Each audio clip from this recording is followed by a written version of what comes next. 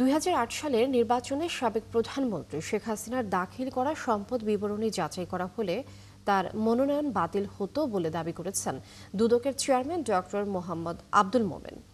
সোমবার হবিগঞ্জ জেলা শিল্পকলা একাডেমিতে দুদকের সমন্বিত জেলা কার্যালয়ে আয়োজিত গণশুনানি শেষে তিনি একথা বলেন।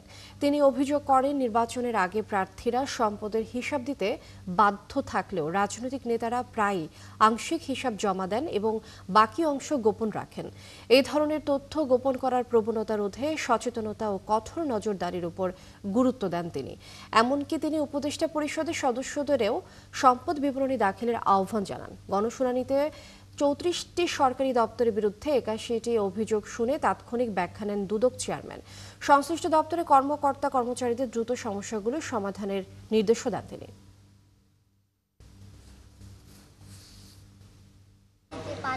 আপনি যদি খারাপ লোককে নির্বাচিত করেন, আপনি যদি ঘুষখোরকে নির্বাচিত করেন, চাঁদাবাজকে নির্বাচিত করেন, নমিনেশন বাণিজ্য যারা করে তাদেরকে নির্বাচিত করেন, তাহলে আপনাকে তো সেই একই রকম জিনিস ভোগ করতে হবে। আমাদের ইনস্টিটিউশনগুলি অনেকটাই ধ্বংস হয়ে গেছে।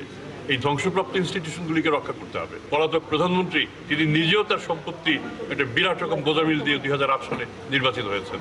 সেটাই যদি না হতো তাহলে তো ২০০৮ সালে তিনি নির্বাচিত হন না।